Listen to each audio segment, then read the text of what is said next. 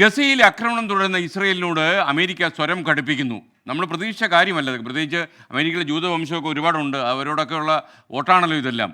അപ്പോൾ അത് എപ്പോഴും അമേരിക്കൻ രാഷ്ട്രപതിമാരൊക്കെ തന്നെ മയത്തിലെ ഇസ്രയേലിൻ്റെ കാര്യത്തിൽ ചെയ്തു. മാത്രമല്ല, ഇസ്രയേലിനോട് പക്ഷപാതം അമേരിക്ക എന്നും കാണിച്ചിരുന്നു. എന്നാൽ ഇത്തവണ ലോക മനുഷ്യർ മുഴുവൻ ഈ യുദ്ധവെറി പൂണ്ട് ഇസ്രയേൽ സാധാരണ മനുഷ്യരെ കൊന്നെടുക്കുമെന്ന് മനസ്സിലാക്കിയപ്പോൾ അവർ ഈ വേൾഡ് ഒപ്പീനിയൻ അമേരിക്കയ്ക്ക് ഇസ്രയേലിനെതിരാകുന്നു.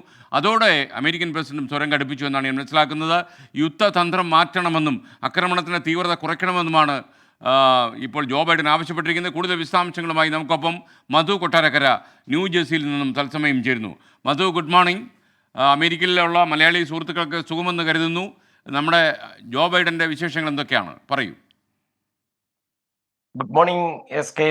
ഈ ഇസ്രയേലിന്റെ കൈവിട്ടുള്ള കളി അവസാനിപ്പിക്കണമെന്നുള്ള ഒരു തീരുമാനത്തിലാണ് ബൈഡൻ ഭരണകൂടമെന്ന് നമുക്ക് കരുതാം.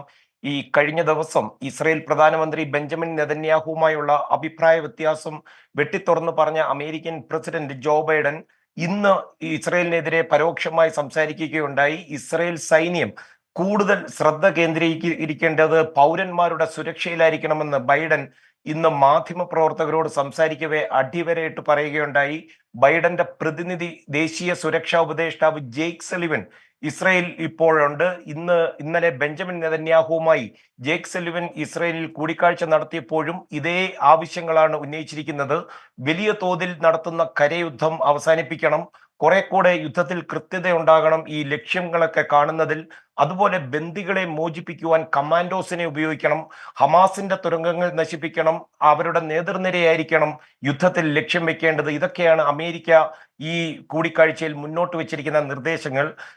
ജേക്ക് സലിവന്റെ പ്രധാന ദൗത്യം ബൈഡൻ ഏൽപ്പിച്ചിരിക്കുന്നത് 8 അമേരിക്കൻ ബന്ദികളെ എങ്ങനെയും മോചിപ്പിക്കുക എന്നാണ്. എന്നാൽ ജേക്ക് സലിവന്റെ കൂടിക്കാഴ്ചയ്ക്ക് തൊട്ടു മുമ്പ് യുദ്ധം മാസങ്ങൾ നീണ്ടു നിൽക്കുമെന്ന് ഇസ്രായേൽ പ്രതിരോധ മന്ത്രി യോവ് ഗാലൻ പറഞ്ഞിട്ടുണ്ടായിരുന്നു. ലക്ഷ്യം കാണും വരെ യുദ്ധം ചെയ്യുമെന്ന് ബെഞ്ചമിൻ നെതന്യാഹുവിന്റെ ഓഫീസും ഈ കൂടിക്കാഴ്ചയ്ക്ക് ശേഷം ഒരു പ്രസ്താവന ഇറക്കുകയുണ്ടായി. എസ് കെ, അതായത് ഇസ്രയേൽ അത്ര എളുപ്പത്തിൽ അനുസരിക്കില്ല എന്ന് നമുക്ക് ഇതിൽ നിന്ന് മനസ്സിലാക്കാം. S K. Okay, thank you Madhu Kottarakkara.